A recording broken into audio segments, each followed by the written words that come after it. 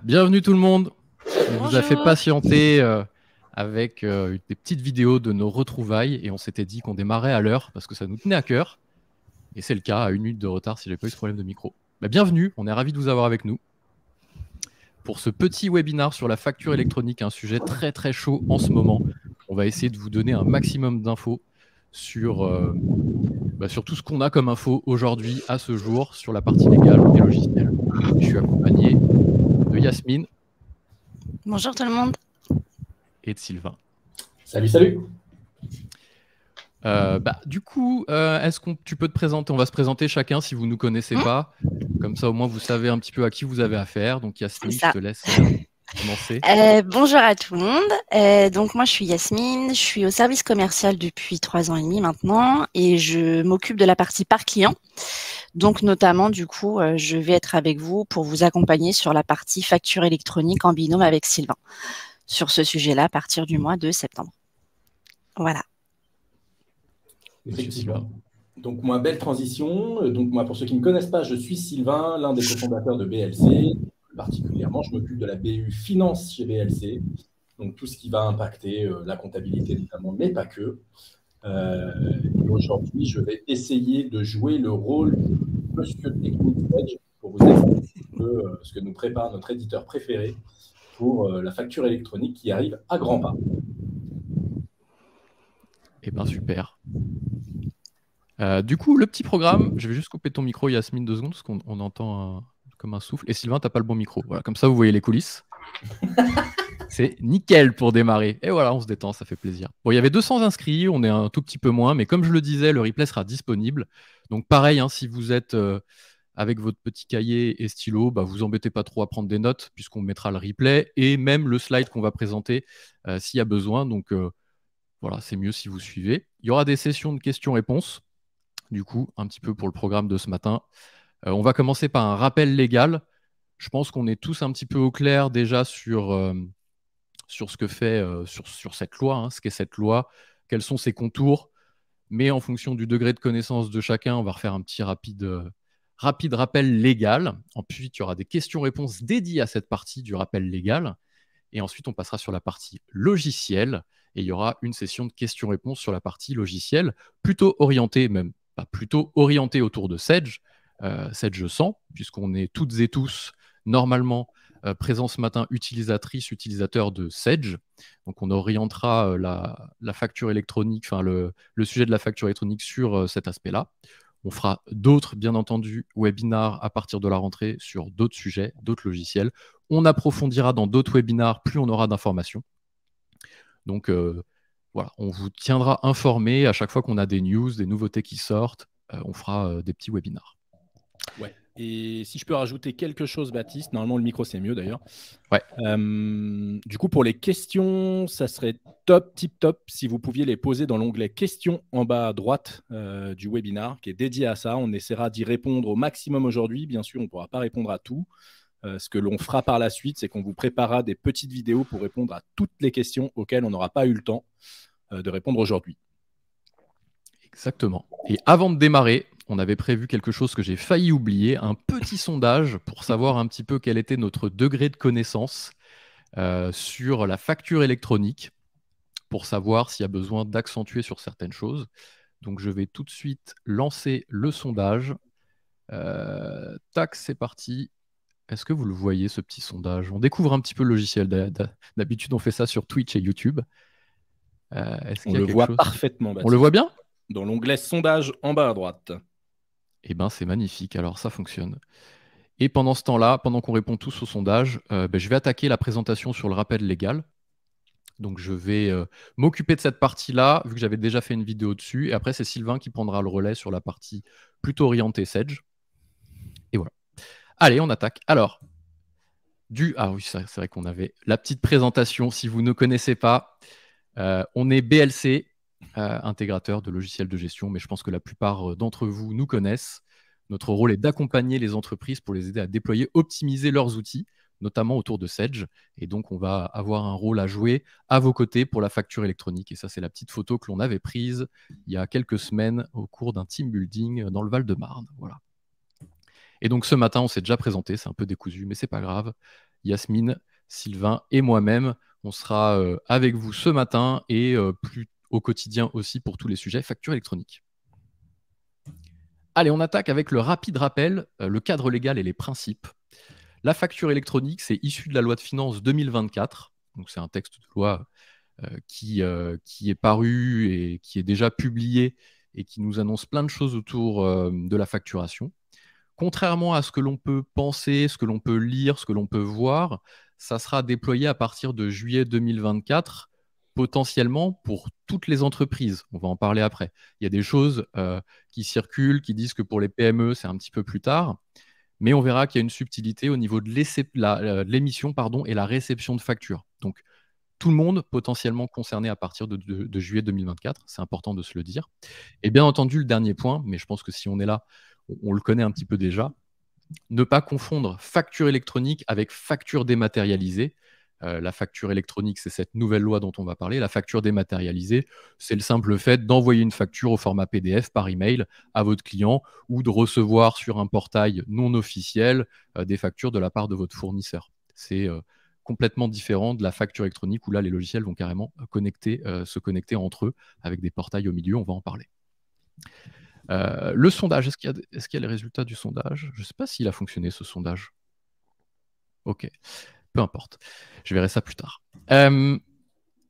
Ensuite, le calendrier, pour expliquer un petit peu ce que je disais au niveau de l'obligation de juillet 2024. Il va y avoir 3 temps dans la facture électronique.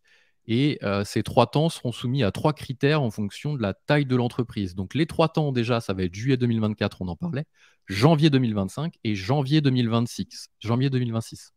Et ensuite, il y aura 3 critères en fonction de la taille de l'entreprise.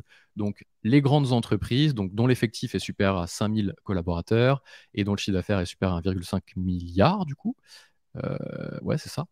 Et les ETI, pareil, 250, 5000 personnes, inférieur à 1,5 et les PME effectifs inférieurs à 250 ou le CA inférieur à 50 millions. Voilà, donc ça c'est un petit peu les 3 critères avec les 3 périodes. Et du coup, le juillet 2024, ce qu'on a pu croire, c'est que c'était que les grandes entreprises qui étaient concernées, puisque c'est elles qui vont commencer à être concernées par l'émission et la réception. Mais on est bien d'accord que si une grande entreprise est obligée d'émettre une facture, ça veut dire que derrière, il y a des fournisseurs aussi petits soient-ils, qui vont être obligés de les réceptionner. Donc, qui dit que les grandes entreprises doivent émettre, ça veut dire que tout le monde est censé recevoir. On prend EDF.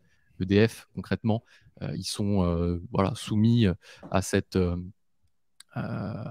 règle des grandes entreprises. Donc, ils vont être obligés d'émettre des factures. Et donc, nous, pour nos loyers d'électricité, si on a des locaux, on va être obligé de les recevoir. Donc, juillet 2024. Voilà. Mais bon, on verra qu'il y a des subtilités aussi derrière. Et ensuite, janvier 2025, c'est les ETI qui vont être obligés d'émettre et donc les PME toujours de recevoir, etc. Et janvier 2026, tout le monde y passe, émission, réception. Donc émission pour les clients, réception de la part de nos fournisseurs. Ça, c'est le calendrier. Si vous avez des questions, n'hésitez pas à les mettre dans questions. Attendez pas le temps questions-réponses. Si ça vient, autant s'en débarrasser tout de suite. Comme ça, nous, on y répondra après. Ouais. Clément Yves va publier le résultat du sondage, Baptiste. Ah, super, parce que je n'arrivais pas à le retrouver. Un rappel ne fait pas de mal, en gros, c'est un petit peu la majorité. Voilà, on en est tous là, un petit rappel ne fait pas de mal, on sait globalement ce que ça va faire, mais c'est bien de rappeler. On est en train de le faire. Ensuite, on va rappeler vite fait les avantages de cette loi, parce qu'il y en a. Il y en a pour les entreprises, donc ça va être un gain de temps, une fois que tout ça sera passé, parce qu'au début, on va perdre de temps un peu à migrer sur ces solutions-là, forcément. Mais une fois qu'on sera en vitesse de croisière, ça va nous faire gagner du temps parce qu'on n'aura plus besoin de saisir les factures fournisseurs, on va pouvoir les incorporer directement. Alors, c'était déjà un petit peu le cas avec des outils de dématérialisation comme ACS, mais là, ça va aller encore un petit peu plus loin. Ça va nous permettre de gagner en fiabilité aussi, parce que on ne peut pas faire d'erreurs de saisie, on ne peut pas se dire le symptôme « Ah, j'ai pas enregistré la facture » quand on fait des relances « Ah, ben j'avais pas enregistré la facture, etc. J'ai pas pu vous payer, j'avais pas la facture sous la main, ben je le fais tout de suite, je la saisis, etc. » Vous voyez un peu le concept. Et donc la fiabilité et le paiement plus rapide pour les entreprises. Je ne sais pas si j'oublie des choses. Il y en a d'autres, bien entendu, mais c'est un bon résumé. Et forcément, pour l'État également, des intérêts, vue en temps réel sur les flux des entreprises, achats et ventes. Et qui dit vue en temps réel des flux des entreprises, dit ne pas louper le moindre centime de TVA. Si tout passe par la facture électronique, parce qu'au milieu, on verra qu'il y aura l'État, ce qu'on appelle le PPF, on va en parler après, portail public de facturation, tous les flux vont transiter là-dessus. Donc, ils vont être au courant de tout ce que les entreprises achètent et vendent. Et donc, qui dit qu'ils sont au courant de tout ça, dit qu'il n'y a plus de problème pour la TVA. Donc, ce sera, pour le moment, au début, une visibilité là-dessus. Et après, on va même pouvoir, dans un second temps, je crois que c'est dans le temps 3, voire temps 4 peut-être, arrêter de faire la déclaration de taxes, puisque tous les flux passent, plus besoin de faire de déclaration de taxes. Je ne sais pas, c'est en janvier 2026 ou plus tard, ça, Sylvain? Ouais, je pense que ça sera plus tard. À mon avis, ils vont certainement laisser le temps aux entreprises de s'équiper, mais ça va quand même, à mon avis, rapidement arriver. Mais ça peut être au final qu'une bonne chose, parce que je ne sais pas si dans le chat, on peut faire un petit sondage comme ça à la volée, mais qui s'éclate à faire sa TVA tous les mois? Tout à fait. Pas moi, en tout cas. Christine non plus. Coucou Christine. Et coucou tout le monde d'ailleurs. On va pas saluer tout le monde parce qu'on est voilà, 16, mais... Maud LM, la TVA tous les mois. Ah ben voilà. Mais il en faut, ça fait plaisir. Ah, il y en a. Oh, ben purée, plus qu'on ne peut le croire. Bon, en tout cas, on n'aura plus besoin de le faire et ça va changer plein de choses sur la photo de la comptabilité au quotidien. Les cabinets comptables vont avoir un rôle différent à jouer. Bref, plein de révolutions dans les 3 ans à venir. Ça va être hyper excitant. Ça fait longtemps l'État a quand même une grosse anticipation à jouer sur notamment la fraude à la TVA qui représente plusieurs milliards par an. Donc, c'est à mon avis l'une des grosses raisons qui les font un peu accélérer sur cette législation. Oui, c'est clair. Voilà, le gros intérêt et le gros déclencheur, c'est ça. On l'avait déjà vu avec la loi antifraude et toutes les règles qu'on a eues dans la gestion commerciale, ne plus pouvoir modifier une facture dès qu'elle est imprimée, etc. Ça continue dans cette logique-là de la TVA, bien entendu. Donc, pour les avantages, c'est bon. Et donc, face à ça, quelles solutions on a? Donc, celles-là, c'est des solutions pour le moment théoriques, légales, assez vulgarisées. Après, Sylvain va rentrer dans les détails pour les solutions côté plutôt logiciel. Le scénario numéro 1. Là, on va rentrer un petit peu dans les termes, donc un peu niveau 2 de la facturation électronique. Là, au début, on était un peu sur la facturation électronique pour les nuls. Là, on est sur un niveau un peu V2, quoi. Donc, en gros, premier scénario. On va commencer à rentrer dans les termes, mais vous allez voir, c'est assez simple. On appelle un OD, opérateur de dématérialisation. En gros, c'est le logiciel que vous utilisez, qui va devoir utiliser ou développer lui-même un PDP pour pouvoir échanger avec l'État qui, lui, est le PPF. Et derrière, il y a les clients fournisseurs. OK ? Ça, c'est le scénario numéro 1. Pourquoi ici tout est englobé à l'intérieur? Parce que votre logiciel, forcément, est OD, ça c'est le cas, mais il peut aussi développer les fonctionnalités pour être PDP. Ce qui veut dire que à l'intérieur, là on va parler de Sedge, et on va faire un petit alerte spoiler, Sedge sera PDP, donc on n'aura pas besoin de prendre un outil supplémentaire. Alors PDP, c'est quoi? Je viens d'avoir un affreux doute alors que je le dis tous les jours. Et toi aussi, Sylvain, j'ai l'impression. Les pros de la facture électronique. Non, ne partez pas. On sait ce que c'est. Attendez, bougez pas. Quelqu'un dans le chat? De dématérialisation. Partenaire de dématérialisation, un truc comme ça? Ouais. Regardez, hop, dans les coulisses, si j'y arrive. Je sens que je ne vais pas y arriver. Voilà. Bon. On vous le dit dès qu'on sait. Ça fait pas très sérieux, c'est vrai. Mais bon. Ouais, c'est ça, partenaire de dématérialisation, quelque chose. P. Voilà, donc votre logiciel est fait office d'OD plus de PDP. Et donc, du coup, vous n'avez pas besoin de prendre un logiciel supplémentaire. Ou le scénario numéro 2, votre logiciel, voilà, plateforme de dématérialisation. Merci Sylvie. Merci beaucoup. Ben voilà, vous avez un niveau avancé. Même Lucas, qui fait du CRM chez nous, le sait. C'est pour dire, hein, les 3 experts, on aurait peut-être dû échanger. Bref, scénario numéro 2, le logiciel qu'on utilise est OD, certes, opérateur de dématérialisation, mais n'a pas prévu d'intégrer des fonctionnalités liées au portail PDP. Pourquoi? Parce que l'État a publié un cahier des charges énorme avec des soutenances à passer et tous les logiciels n'auront pas les fonds nécessaires ni l'envie de développer ces fonctionnalités. Et on va voir naître dans le panel des logiciels des gens qui ne seront que PDP ou qui proposeront des services PDP pour qu'on puisse derrière que les logiciels puissent s'adosser. Et donc, si votre logiciel ne l'est pas, vous avez votre logiciel qui passe par un PDP, qui envoie au PPF, ça arrive aux clients et les fournisseurs réceptionnent et ça revient vers vous. Ça, c'est pas le scénario qu'on aura sur Sedge. Non, mais c'est tout de même un scénario qu'on pourra aborder. Ouais. Parce qu'il a été notamment prévu par Sedge. Ok. Oui, parce que ce que tu dis, c'est que Sedge va proposer son PDP à d'autres logiciels. Oui, en gros, il y a deux types de PDP, ce que l'on appelle un PDP ouvert et un PDP fermé. Fermé, globalement, c'est un PDP qui ne fonctionnera qu'avec l'outil pour lequel il a été développé. Et le PDP ouvert, qui sera celui de Sedge notamment, sera donc ouvert au reste du monde. Et d'ailleurs, Sedge est aujourd'hui déjà en train de déployer des connecteurs entre son PDP, on vous donnera le nom après, on fait un petit spoiler là-dessus, et d'autres logiciels comme... je n'ai pas forcément de nom comme ça, mais on pourrait mettre des noms comme EBP, Cegid ou quoi que ce soit. Je ne sais pas où ils en sont de cette réforme-là, mais en tout cas, d'autres logiciels pourront venir se plugger au PDP de Sedge et donc bénéficier de tous ces avantages. Exactement. Alors, il avait été dit au tout départ que Sedge ne serait pas PDP. C'était vraiment au tout départ, il y a quelques mois de ça. Il y a une vidéo qu'on a faite. On ne parlait pas trop de Sedge et on disait que Sedge ne le serait pas. Ils vont bien l'être. Ils vont jouer un rôle majeur, notamment. Ils ne se concentreront pas uniquement sur Sedge, mais vraiment aussi pour venir se connecter à d'autres outils qui n'auraient pas la possibilité de faire les développements. Donc voilà, le schéma un peu simplifié, un peu vulgarisé. Bien entendu, c'est un peu plus compliqué que ça. PPF, c'est un petit peu, je fais une petite avance sur les questions. En effet, PPF, pour ceux qui connaissent, c'est un peu l'équivalent du Chorus pour les gens qui traitaient, les entreprises qui traitaient déjà avec des tiers publics. On avait déjà ce système. C'est un peu pareil finalement que ça, mais pour les entreprises, cette fois-ci privées. Voilà le deuxième scénario. Voilà, les questions, n'hésitez pas dans l'onglet questions, sinon dans le chat, il y a beaucoup trop de choses qui circulent, des fois on les loupe. Et du coup, question-réponse, ça fait une transition parfaite sur la partie légale. On s'arrête là sur la partie légale, on n'a pas vocation à faire un webinaire complet sur la législation, etc. Si ça vous intéresse, on pourra en faire un, bien entendu, on révisera avant les termes, je vous le promets. Et donc les questions, je vais basculer sur l'onglet questions. PPF, c'est Chorus. Exactement, PPF, c'est Chorus, on vient de le dire, Aurélie. En effet, c'est tout à fait ça. C'est exactement les mêmes flux que Chorus que vous connaissez avec les tiers publics. Voilà. Caroline. Sauf que demain, le PPF va aller plus loin que Chorus Pro, quoi. Oui, ça va aller plus loin en effet que ça. Ils vont rajouter des fonctionnalités, tout le monde va en bénéficier après. Sur toutes les gammes Sedge, eh bien là, de façon certaine, en tout cas sur Sedge 100 et Sedge 1000, Sedge 50, on n'a pas vu trop. Alors on est moins au courant. Voilà. S'il y a des gens qui utilisent Sedge 50, là, on est moins au courant concrètement. Oui, certes. On peut espérer que Sedge 50 et X3, qui sont deux gammes qu'on n'abordera pas aujourd'hui, effectivement, soient bien concernés par cette réforme-là. Mais il y a peut-être des gens de chez Sedge, d'ailleurs, dans le public.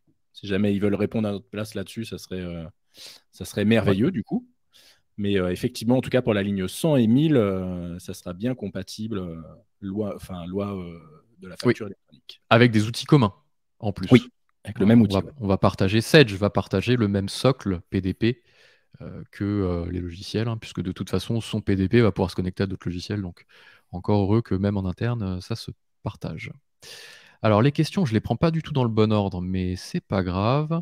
Sedge 100 pourra facilement se connecter aux autres PPF. Alors, PPF, il n'y en a qu'un. C'est l'État. Ouais. Avec d'autres PDP, bonne question. Le PDP natif est à privilégier, a priori, mais Sylvain, tu pourras nous... Ouais, effectivement. L'idée, effectivement, c'est que le PDP de Sedge se connecte bien sûr au PPF, parce qu'on n'aura pas d'autre choix que de déposer, en tout cas que la facture glisse par l'État, tout simplement pour, notamment, on en revient à ces raisons de TVA. Mais bien sûr, ils seront compatibles également, les flux seront compatibles pour communiquer avec d'autres PDP. Maintenant, des PDP, je pense qu'il n'y en aura pas 300. Concrètement, je crois que ce n'est pas du tout le rôle qu'ambitionne l'État aujourd'hui. Mais je ne sais pas si on peut donner un nombre aujourd'hui, on n'en sait trop rien, mais je dirais une vingtaine, une trentaine, à peu près. Ouais, il y a beaucoup de gens qui postulent, qui veulent répondre au cahier des charges, passer les soutenances. Il n'y aura pas a priori de place pour tout le monde. Donc bon, info à vérifier aussi. Ça se trouve, tout le monde va être dérégulé, ça va être ouvert. Je vais essayer juste de prendre les questions qui sont liées à la partie légale et laisser du coup ouvertes les questions sur la partie logicielle à la fin. Comme ça, on essaie de respecter l'ordre. Donc ça, c'est bon. Faut-il avoir l'outil de facturation chez vous pour disposer de tout ça? Bien entendu, ça, on y répondra après, mais pas forcément. Chez nous, ailleurs, nous, on est partenaires. Donc là, il y a pas mal de nos clients qui sont ici dans le chat, donc on va vous accompagner. Peut-être des gens qui ne sont pas encore équipés ou qui ne travaillent pas avec nous, avec plaisir pour travailler ensemble. Maintenant, il n'y a aucune obligation là-dessus. Nous, on ne veut pas créer de lien de dépendance. Au contraire, si vous nous connaissez, vous savez déjà ça. Un exemple d'OD. Alors, un exemple d'OD, c'est tous les logiciels. Ça peut être Cegid, EBP, Pennylane. On appelle OD l'opérateur de dématérialisation. Donc, en fait, c'est tous les logiciels de facturation. Tout logiciel de facturation sera OD ou s'arrêtera finalement de toute façon. Enfin, c'est induit presque dans le terme de logiciel de facturation. On a vu des gens quitter la France, notamment QuickBooks. On ne sait pas vraiment si c'est pour ces raisons-là, mais on imagine que la masse de travail à effectuer pour se mettre au niveau de la législation les a effrayés. Et donc, ça a fait déborder le vase, comme on dit, après la loi antifraude, après le FEC, après tout ça. Ils ont dit non, nous on retourne sur de l'anglo-saxon, c'est bien plus simple. Et donc, ciao QuickBooks. Voilà. Donc, les OD, c'est un peu tout le monde. Ensuite, les questions, ça on a répondu, ça on a répondu. Est-ce que cela concerne la France? Quels seraient les pays concernés? Le planning, s'il est différent? Alors, ça ne concerne pas que la France. J'ai pas la liste de tous les pays. Zone UE, je dis peut-être des bêtises. Tu sais, toi, Sylvain, ça? Ouais, il y a des premiers pays effectivement qui sont déjà concernés, mais il me semble que c'est une réglementation européenne, donc du coup, ça devrait concerner tous les pays de l'Europe. Il y a déjà des pays qui sont compliants aujourd'hui sur la facture électronique, notamment l'Italie. Ils ont déjà déployé ça depuis 1 an maintenant. Et ce qu'on a vu en Italie, enfin ce qu'on a vu sur le web, pas nous BLC, parce qu'on n'a pas beaucoup de clients italiens. Mais du coup, ce qu'on a pu voir sur effectivement la mise en place de la facture électronique, c'est que ça a engendré un bouleversement énorme dans les logiciels de gestion. Il y a eu un flot énorme de logiciels qui ont été abandonnés pour aller vers des logiciels qui finalement étaient compliant facture électronique, donc à la fois PDP, PPF et ainsi de suite, quoi. Voilà, donc l'Italie est déjà en place. Voilà, donc d'autres pays. Hors UE, sur des législations très très très similaires à la France, pas d'infos là-dessus. Je pense notamment à l'Afrique, au Maghreb. Le Maghreb, c'est l'Afrique, mais enfin, on a compris. Toutes les législations qui ressemblent énormément à la France dans le fonctionnement au niveau de la comptabilité. Pas d'infos là-dessus, donc a priori, on pourra décocher dans Sage la norme comme c'était déjà le cas des GFIP et lever toutes les barrières. Ouais. À vérifier. Enfin, j'avoue, je m'avance là-dessus, je suis pas expert. Ouais. De toute façon, la facture électronique ne concerne pas tous les échanges en France. Oui, voilà. Il faut le dire, ça ne concerne que ce qu'il y a de B2B et B2G, du coup. Donc, business to business, l'entreprise, et le business to government pour Chorus, qu'on connaît déjà. Et uniquement pour les assujettis à TVA. Voilà, donc déjà, ça filtre un peu le candidat, on va dire, quoi. Au niveau des questions, est-ce qu'il y en a d'autres sur le légal? Comment se passeront les achats depuis les pays de l'EU et hors UE? C'est une très bonne question. On pourra l'aborder plutôt sur la partie logicielle, Jean. Oui. Du coup. Mais en gros... Il y a des outils, tu penses à ACS pour essayer de faire un panache? Ça, ouais. En fait, on va utiliser ACS pour la partie Sage, mais il existe d'autres outils, bien sûr. Mais en fait, on va parler de logiciels multicanal. Donc, on sait que la facture électronique va passer par ces portails PDP, PPF. On en reparlera, mais on sait qu'il va y avoir une automatisation des écritures comptables directement dans votre logiciel de comptabilité en passant par ces logiciels-là.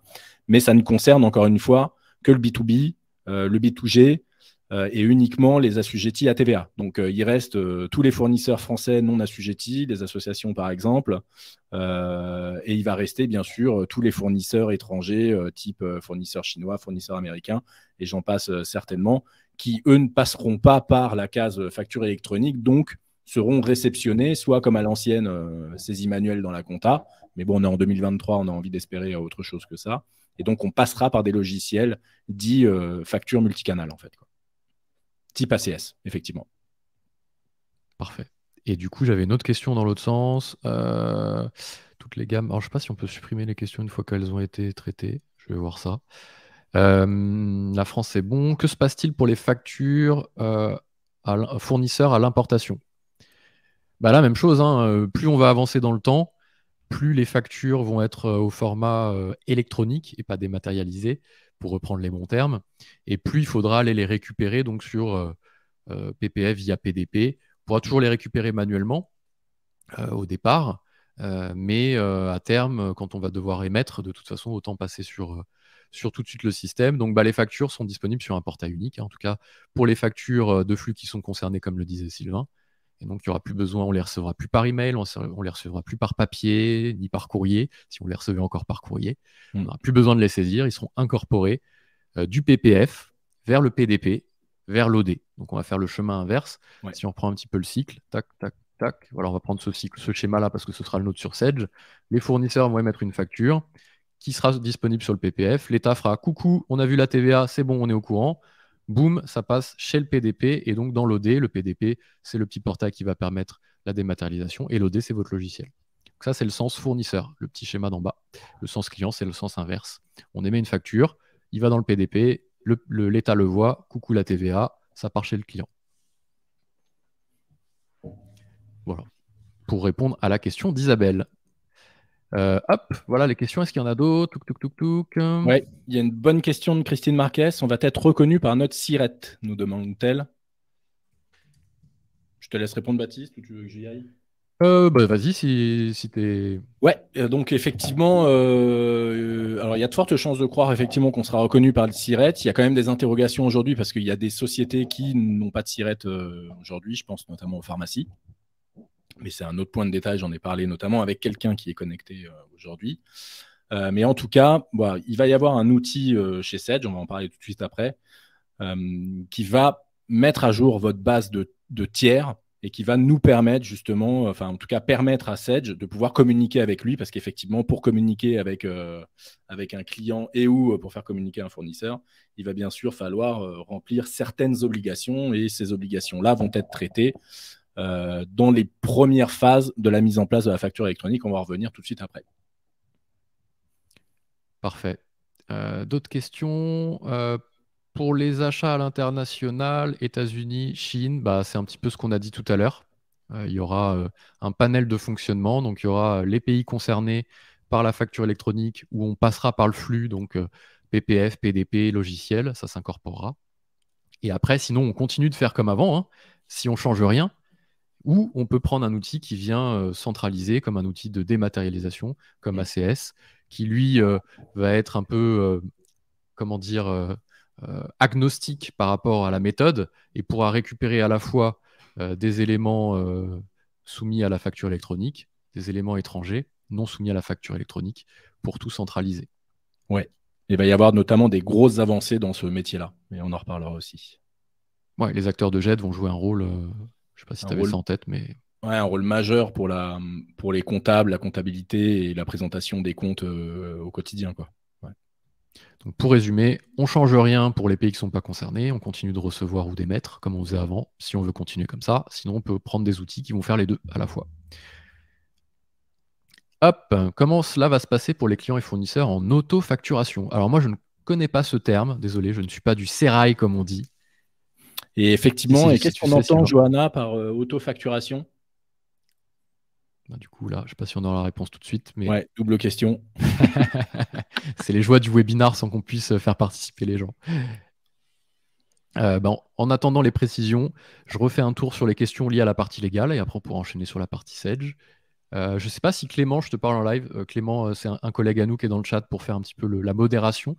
Si on peut supprimer, si tu as les droits pour supprimer les questions auxquelles on a déjà répondu, tu serais vraiment un ange.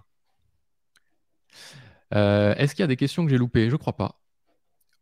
Auto-liquidation de TVA, Johanna, est-ce que c'est ça? Maud précise. Merci Maud pour les... Ouais, sur l'auto-liquidation, effectivement, oui, ça va être pris en compte effectivement dans cette régulation-là. Et encore une fois, des outils multicanales comme ACS ou d'autres vont également continuer à nous aider là-dessus, sur notamment cette partie auto-liquidation. Alors, il y a plein de choses dans l'auto-liquidation, les fournisseurs européens, les fournisseurs à l'export et ainsi de suite. Il y en a qui sont bien placés ici pour savoir que les factures à l'export, c'est parfois pas facile. Zendoc est un PDP. On ne sait pas. Aujourd'hui, il faut savoir qu'il n'y a pas de PDP. Hein. Ouais, personne n'est PDP pour le moment. Ils sont tous en train de passer leur soutenance. Il faut passer des ISO, des soutenances. Ils sont en train de les passer là en ce moment même, je crois. En tout cas, certains. Ce dont on est sûr aujourd'hui, c'est que Sedge le sera. Voilà, sur les autres acteurs, effectivement, on entend beaucoup de choses. Je pense qu'il y a aussi évidemment d'autres gens qui le sauront. Maintenant, pour Zendoc, je pense que la meilleure des solutions pour avoir la réponse, c'est de leur poser la question. Bon, après, il y a de fortes chances qu'il le soit, mais à valider. C'est quand même un gros acteur de la démat et des flux. Mais bon, ça avance pas pour eux. Ça va, de toute façon, quand ils le sauront, voilà, je pense que chaque éditeur, on ne pourra pas le louper, quoi. Ils communiqueront dessus parce que ça a l'air d'être un peu le Graal. Voilà, être PDP, ça va changer beaucoup de choses. Et donc là, en effet, certains sont en train de répondre au cahier des charges, d'autres sont déjà en train de passer les soutenances à blanc. Ce ne seront pas la soutenance définitive, ce sera qu'après l'été, je crois. Voilà, je pense notamment à Pennyline qui a annoncé qu'il passait sa soutenance cet été. Ouais. Voilà. Hop. Du coup, Jean-Paul Mas nous informe sur l'autofacturation. Le client peut générer la facture pour son fournisseur. Ah oui. Aujourd'hui, on n'a pas la réponse là-dessus. On m'a posé la question hier d'ailleurs pour les gens qui bossent avec EDF. En général, c'est EDF qui font la facture pour leurs clients. Du coup, actuellement, je ne sais pas comment ce flux sera géré. Et comme on vous le disait donc, au début du webinaire, on vous fera des petites vidéos détaillées une à une, question par question. Et notamment cette question-là, on essaiera d'y répondre plus tard par vidéo. Mais c'est une très bonne question parce qu'effectivement, on me l'a posée hier. Et comme aujourd'hui, je n'ai pas pu donner de réponse bien définitive. Yes. Alors, on va passer à la partie sur les logiciels. Bien entendu, on ne disparaît pas dans la nature. S'il y a d'autres questions qui surviennent, il ne faudra pas hésiter à nous les poser au fil de l'eau. Il y aura une autre session de questions-réponses tout à la fin s'il y a d'autres questions qui viennent suite à ce que Sylvain va vous présenter, et je pense qu'il y en aura.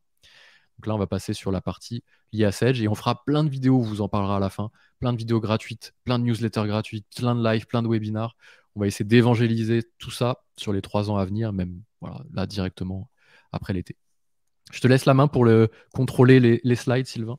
Allez, bah du coup à moi. Donc on va parler un petit peu donc, de Sedge, du PDP, de la facture électronique. Je vais essayer d'être aussi bon que toi, Baptiste, sur cette partie-là. Du coup, déjà, on pose un peu le débat. Baptiste l'a déjà dit, je l'ai redit aussi à l'instant. Sedge sera PDP. Voilà. Il faut se mettre ça aujourd'hui, je pense, en tête. Du coup, effectivement, dans le flux des informations, on aura bien un OD PDP. Donc Sedge qui ira ensuite transmettre aux autres plateformes effectivement du marché. Il y a globalement 3 périodes à retenir pour la facture électronique chez Sedge. La première période qui va commencer le 15 septembre 2024. Alors le 15 septembre nous a été livré comme date par Sedge. Normalement, ils sont engagés là-dessus. On préfère dire septembre 2024, effectivement, sur ce slide.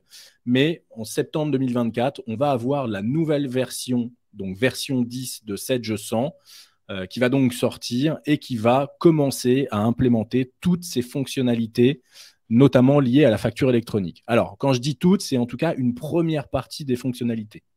Que va prendre en compte cette version de septembre 2024 ? Eh bien, tout simplement, on le voit ici, il y a une petite coquille. Septembre 2023, pardon. Oui, c'est ça. Septembre 2023 et non pas septembre 2024. Donc, en septembre 2023, la V10 va implémenter les premiers outils liés à la facturation électronique, notamment l'outil de conformité. L'outil de conformité, j'en parlais tout à l'heure pour répondre à Christine, qui me demandait si on allait être identifié sur le SIRET. Eh bien, l'outil de conformité, ça va être cette fonction, cette nouvelle fonction qu'on ne connaît pas aujourd'hui dans Sedge, qui va globalement repasser un à un tous vos comptes tiers de la base Sedge et qui va vous dire s'ils sont OK ou non OK pour la facture électronique. Et donc, vous proposez ensuite de faire des modifications directement dans votre plan tiers. Comment ça va marcher techniquement ? Sedge a redéveloppé, vous saviez que ça existait, ça a été mis en ligne à partir de la V8, je crois, de Sedge 100. Ils avaient mis en place une connexion avec une API du gouvernement qui a été ensuite abandonnée. Donc là, ils refont une véritable API à nouveau avec le gouvernement qui va nous permettre, depuis Sedge gestion commerciale, Sedge compta, peu importe les produits Sedge, en cliquant sur un bouton, de retrouver le tiers que l'on a envie de créer. Je prends un exemple bête. Je n'ai pas encore BLC Conseil comme fournisseur, mais normalement, après ce webinaire, il devrait bientôt l'être. Du coup, je vais commencer à créer le fournisseur BLC et je vais pouvoir le retrouver, soit avec son nom, BLC Conseil, je vais cliquer sur un bouton, le logiciel va me sortir tous les BLC Conseil de France et je vais sélectionner le bon.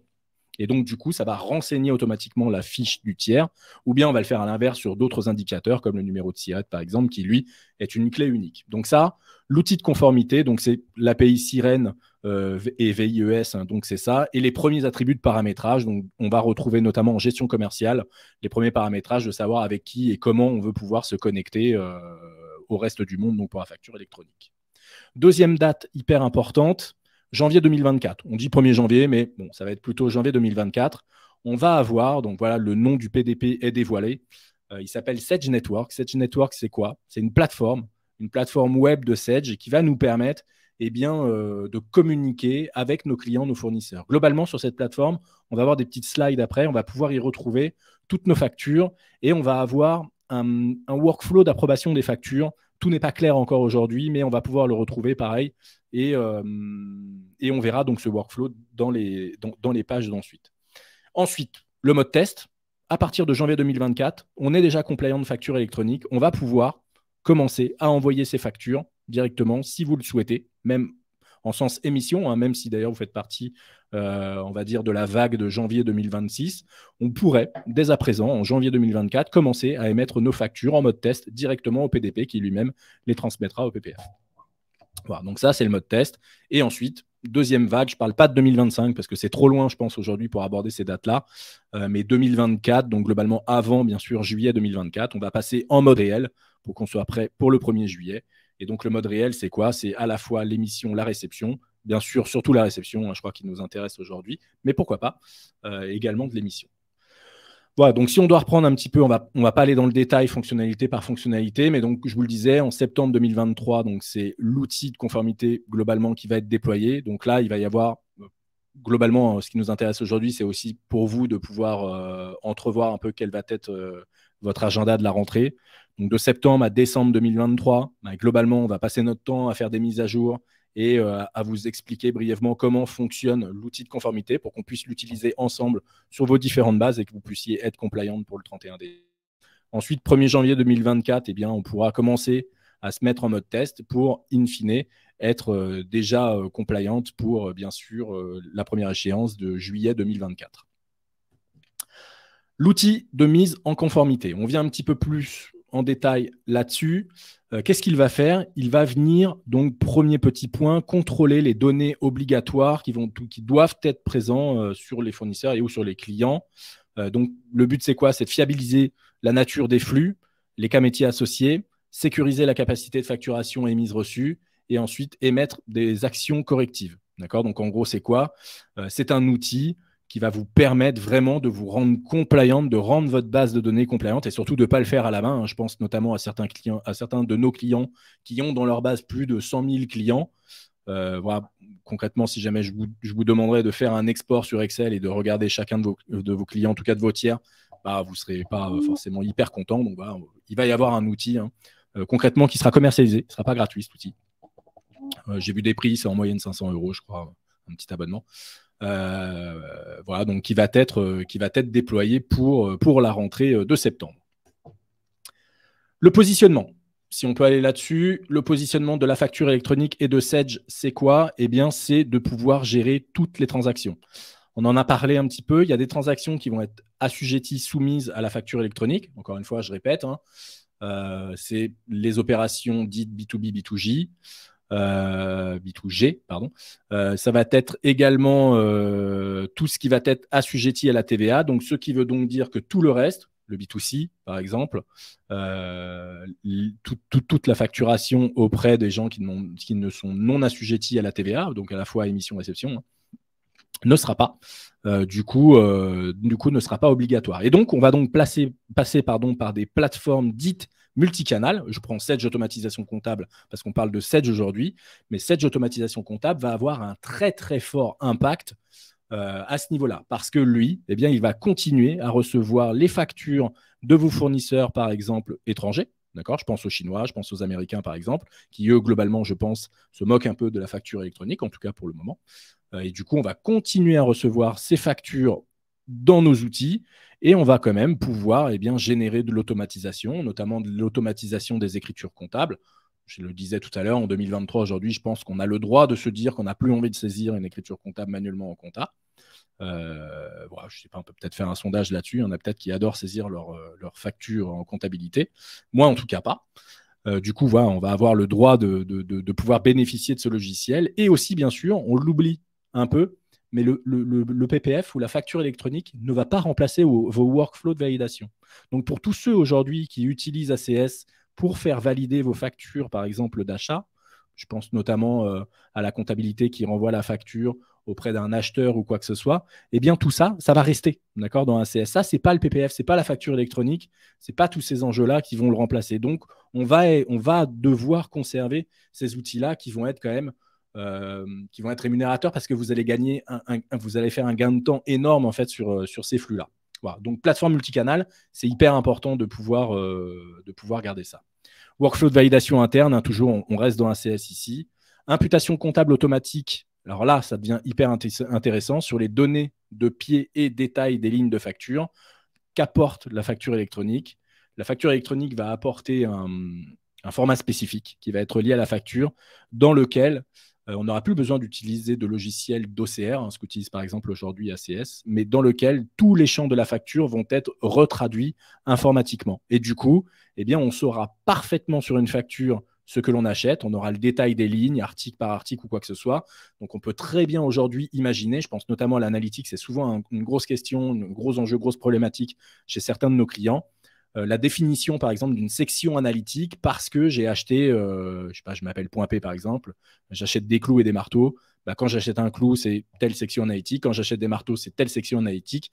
Bah, globalement, la facture électronique va me simplifier tout ça parce que je vais avoir accès à tout le détail de la facture et donc je vais pouvoir mettre en place des automatisations qui vont faire que la comptabilité va être beaucoup plus simple.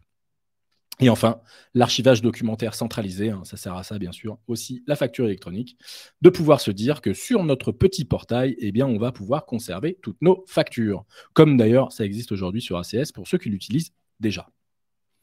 Je ne sais pas si j'ai été trop vite ou pas d'ailleurs sur cette slide, j'ai l'impression d'avoir passé beaucoup de temps, mais si vous avez des questions, n'hésitez pas à me les mettre effectivement dans l'onglet questions, j'y répondrai ensuite. Le flux de facture. On en a parlé un petit peu, on reparle un peu à droite, un superviseur 100 ou bien les services FRP 1000, d'accord. Donc, on est bien compatible, on utilise les mêmes plateformes pour 7G 100 et 7G 1000, comme pas mal de logiciels hein, d'ailleurs. ACS est compatible sur les deux, 7BI par exemple aussi est utilisé sur les deux. Là n'est pas le débat, mais voilà, on mutualise beaucoup les outils entre ces deux plateformes, entre ces deux logiciels. Donc, en gros, qu'est-ce qui va se passer pour la facture électronique? On va avoir notre PPF PDP, d'accord. Donc ça va être globalement Sedge, qui va envoyer à notre Sedge Network, donc notre fameuse plateforme de facturation électronique, dont on verra des screens ensuite. Et ensuite, donc, on va avoir des transactions, des paiements, des cycles de vie, des notifications qui vont être gérés directement par Sedge Network. Hein, globalement, tout va passer par là. Et ensuite, on va avoir un déversement dans Sedge 100, mais on va avoir également l'inverse. Bien sûr, Sedge 100 va pouvoir aussi émettre des factures.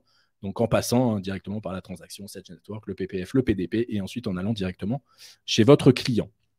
Voilà, donc globalement, tout sera automatisé. D'accord. Il suffira simplement de le déployer une première fois. Et une fois que ça sera déployé chez vous, vous allez pouvoir communiquer simplement, rapidement, automatiquement et en quelques clics, bien sûr, depuis les outils que vous connaissez. Hein. Il n'y a pas besoin de connaître de nouveaux outils, sauf bien sûr la plateforme Sedge Network.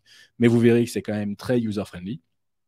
Et du coup, on continue à utiliser les mêmes softs. Ça reste toujours aussi simple, compta, gestion commerciale. Et ensuite, on peut aller vers la suite. Sedge Network. Voici une petite capture d'écran qu'on a réussi à grappiller auprès de nos sources chez Sedge. Donc, la plateforme ressemblerait à celle-ci. Donc là, ici, on est dans l'écran de e-invoices, d'accord, qui s'appellera peut-être e-facture ou e-facturation, je ne sais pas comment ils vont l'appeler, ou bien s'ils vont le laisser en anglais, peu importe.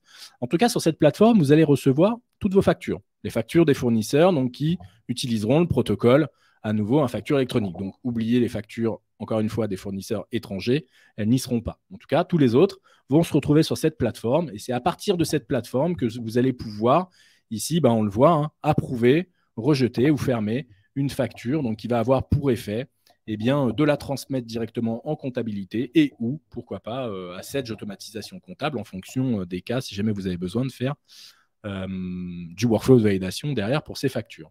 Donc, cette plateforme, c'est un outil, on en parlait tout à l'heure, web, qui est ouvert. J'anticipe la question tout à l'heure que j'ai pu lire de Maud, qui ne sera pas uniquement réservée à Sedge, d'accord, dans laquelle on va pouvoir venir plugger d'autres outils de facturation qui, eux, n'auront pas été jusqu'au bout du PDP et n'auront pas développé leur propre plateforme pour plein de raisons qu'on comprend aujourd'hui, des raisons économiques, budgétaires, de temps également, et surtout, pourquoi pas, d'envie. Et on en parlait, même si on n'est pas trop sûr aujourd'hui, il y a plein de candidats pour le PDP. A priori, il y aura peu d'élus au final. On parle d'une vingtaine d'élus PDP, mais effectivement, comme disait Baptiste, ça se trouve un jour, ça sera déréglementé et tout le monde pourra jouer tranquillement avec ça. Aujourd'hui, ça n'a pas l'air d'être le cas. Donc, Sedge va être une plateforme PDP ouverte, va créer leurs propres connecteurs et vont donc pouvoir permettre à des utilisateurs qui ne sont pas des utilisateurs Sedge d'utiliser leur plateforme et de l'utiliser aussi simplement que s'ils étaient des utilisateurs Sedge.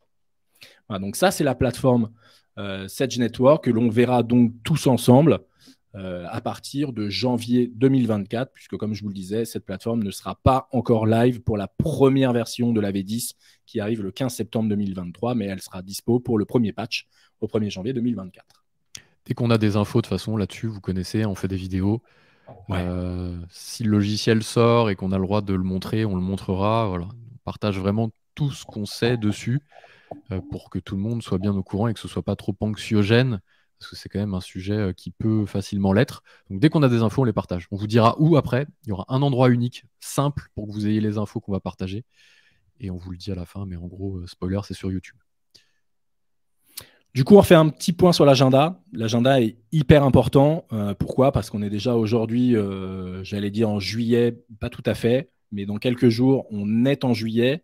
La version sort donc le 15 septembre 2023.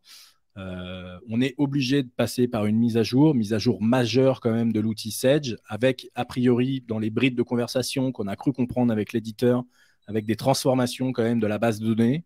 Donc possible que certains champs disponibles dans les tables soient pourquoi pas modifiés, même si j'ai du mal à imaginer ça, mais bon, il va quand même falloir qu'on le teste en avant. D'ailleurs, là-dessus, on a une petite chose à vous dire pour la fin, c'est le cadeau, comme on dit, la cerise sur le gâteau. Oh, des changements de nom de base de données. Changement de nom, non, mais je pense arriver avec Sedge. Vont être pourquoi pas modifiés, mais en tout cas, il y aura des nouveaux champs, forcément, pour gérer toutes les problématiques de la facture électronique. Il va y avoir beaucoup de nouvelles choses qui vont être intégrées dans la V10. Donc, la V10, ce n'est pas une mise à jour mineure. Souvent, on vous le dit chez BLC, quand vous êtes en V8, la V9 sort, par exemple. Sur plein de clients, on a pu vous dire, franchement, ne faites pas la mise à jour, ça ne sert à rien. Les nouveautés ne vous serviront pas ou quoi que ce soit. On n'est pas, nous, à pousser les clients à faire la mise à jour. Pour ceux qui nous connaissent, vous savez qu'on n'est pas là pour vous vendre des jours. Du coup, on essaye simplement d'avoir le bénéfice client toujours à la fin. Donc, parfois, il y a des mises à jour qui sont dites mineures, V8, V9, par exemple. Voilà, on les fait uniquement si le fonctionnel intéresse. Par contre, la V10, elle, on n'aura pas le choix. La V10, on n'aura pas le choix d'y passer. Pourquoi ? Parce que l'obligation, elle arrive vite. Elle arrive au 1er juillet 2024. Baptiste l'a très bien dit tout à l'heure. Il faut faire attention à ce que l'on entend juillet 2024, janvier 25, janvier 26. Il faut que tout le monde soit compliant en juillet 2024 parce qu'en mode réception, tout le monde bosse avec EDF, Orange, Bouygues Télécom ou quoi que ce soit. Ces entreprises-là, concrètement, elles sont assujetties à la facture électronique et en plus, elles en redemandent puisqu'on voit très bien le gain de temps et le gain économique qu'elles vont pouvoir y trouver. Bon, avec toujours la possibilité, 2023, toujours avec la possibilité pour être bien clair quand même sur les termes et pas effrayé, si vous avez peu de factures, une très très petite entreprise, je dis pas de bêtises, si on peut quand même aller chercher les factures sur le PPF à la main et se les ressaisir dans le logiciel. Ça fonctionnera, ça. Ouais, ça fonctionnera. Voilà, donc ça dépend après du volume que l'on a, et de toute façon, dans 3 ans, on va être obligé d'y passer. Donc la bonne idée, c'est de se prévoir un peu à l'avance et de se dire, je vais être obligé de recevoir les factures, soit je vais les chercher à la main sur le PPF et je me les importe et je les ressaisis, et de toute façon, dans 2 ans, je vais devoir passer sur la facture électronique. Voilà, soit j'attends la fin et je peux le faire dans l'urgence, sans avoir fait de test, etc. Parce que c'est un gros changement. Donc, bon, bien entendu, on conseille de s'y prendre à l'avance. C'est toujours mieux. Ouais. Pourquoi aussi il faut s'y prendre à l'avance ? Tout simplement parce que les logiciels, je prends Sedge par exemple aujourd'hui parce qu'on parle de cet éditeur, mais globalement, on sera compliant avant le 1er janvier 2026 pour une bonne partie des utilisateurs Sedge, des entreprises qui utilisent Sedge. Donc, a priori, il y a de fortes chances de penser que on va commencer à émettre nos factures, à les recevoir. Enfin, donc, du coup, c'est surtout les missions là, qui nous intéressent. Mais les PME, hein, comme on dit, qui sont dans la dernière vague de janvier 26, rien ne les empêche d'être compliantes avant janvier 2026 et d'utiliser déjà les premières dispos de la facture électronique. Donc, du coup, je pense que l'agenda va aller de plus en plus vite, sachant que les éditeurs mettent quand même le turbo sur les fonctionnalités de la facture électronique. On a parlé de Sedge, on a parlé de Pennyline. Ils sont tous en train aujourd'hui de tester leur première facture. Du coup, ça va aller très vite, je pense, quoi. Donc, pour l'agenda, septembre 2023, mise à jour Sedge en version 10. Il y aura des mises à jour qui vont être plus compliquées que d'autres. On ne va pas se mentir. Je pense notamment à quelqu'un. On sait qu'il y a des mises à jour qui prennent une journée, il y en a d'autres qui en prennent 15. Ça dépend de tout ce qu'il y a derrière, bien sûr. Mais donc il faut commencer à entrevoir aujourd'hui, à se mettre dans la tête que le dernier trimestre de l'année 2023 va être mouvementé par cette fameuse mise à jour pour être compliant pour le patch correctif de janvier 2024. Donc, on sera toujours en V10, mais ça sera juste un patch correctif qu'il faudra passer pour pouvoir bénéficier donc de Sedge Network et des premières phases de test, si jamais vous voulez faire des tests effectivement sur la facture électronique, tout simplement aussi pour vous rassurer. Je sais qu'aujourd'hui, Yasmine en est témoin. Il y a énormément de clients qui nous appellent tous les jours pour savoir comment ils allaient être globalement mangés, si on peut dire, pour la facture électronique. Et donc, je pense que ces clients-là, ces personnes, ça les rassurerait énormément de faire des premiers tests à partir de janvier 2024 et de pouvoir voir que globalement, ça fonctionne en fait, quoi. Et enfin, juillet 24, phase réelle, réception obligatoire. Et donc là, globalement, on n'aura presque pas le choix.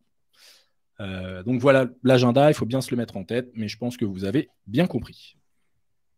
Les questions-réponses sur la partie logicielle. Je te les dicte si tu veux, Sylvain. Allez, vas-y. J'ai bien l'ordre en tête. C'est pas très clair en coulisses pour voir les questions.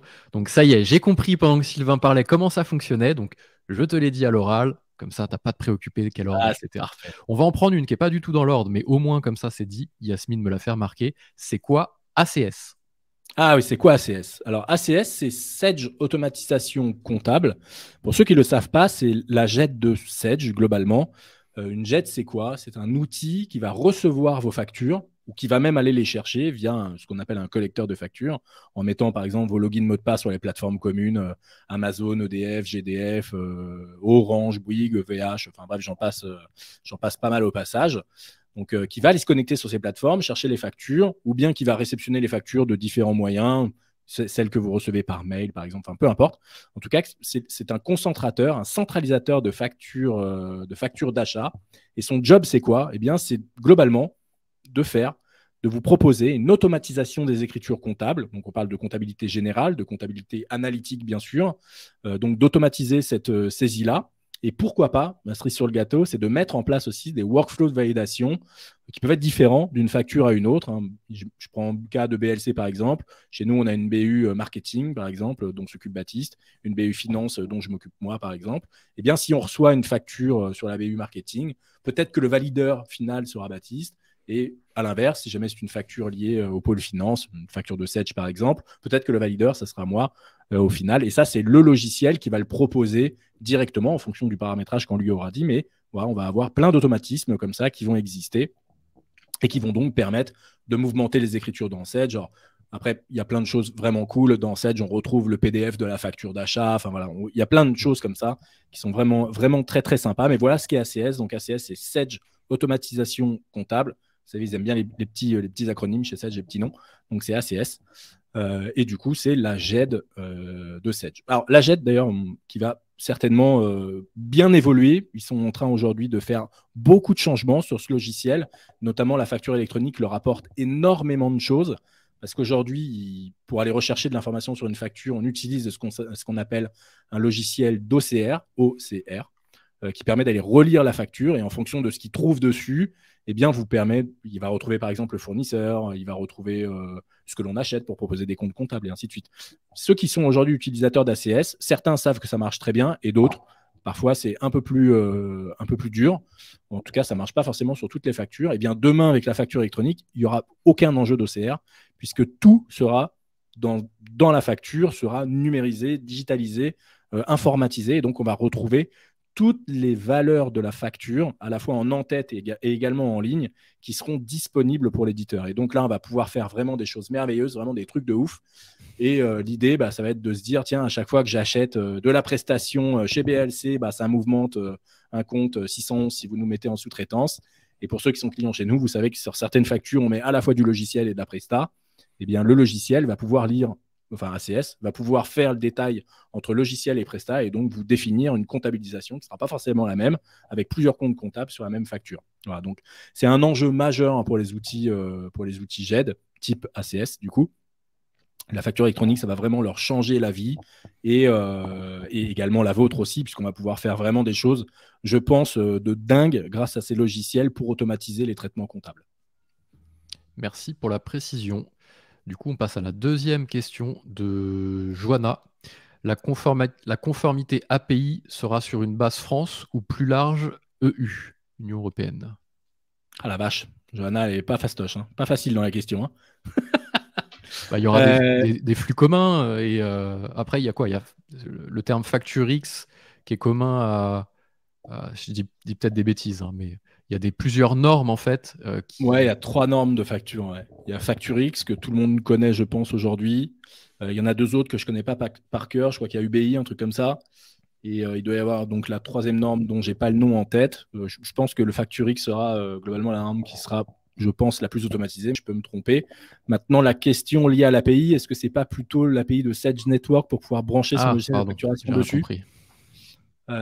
Si c'est ça la question, a priori ce sera le cas. Maintenant, on n'a pas non plus un niveau de détail sur Sage Network qui est incroyable pour le moment de la part de Sage. Mais il semblait nous dire la dernière fois, Yasmine, tu me corriges si je me gourre, mais globalement que eux développaient des connecteurs pour des logiciels. J'imagine qu'ils vont aller taper des connecteurs sur les logiciels les plus utilisés en France. Hein, et certainement, il va y avoir un boulevard pour des intégrateurs type BLC. Vous savez, on fait beaucoup de développement chez BLC. On adore ça. Et du coup, ça va être un boulevard pour nous de proposer des intégrations, certainement avec des logiciels un peu plus outsiders que du CJ, du EBP, voilà, des choses qui sont très connues en France. Voilà, des logiciels, il y en a au moins 350 en France et je pense que je suis loin du compte. Donc, globalement, l'idée, ça va être de laisser un boulevard disponible chez Sage pour développer des API, pour connecter un logiciel de facturation directement à la PDP de Sage. Merci pour la réponse.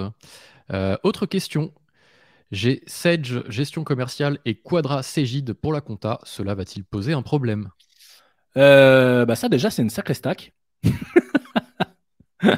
On croise quand même. Hein. On a croisé. Moi maintenant.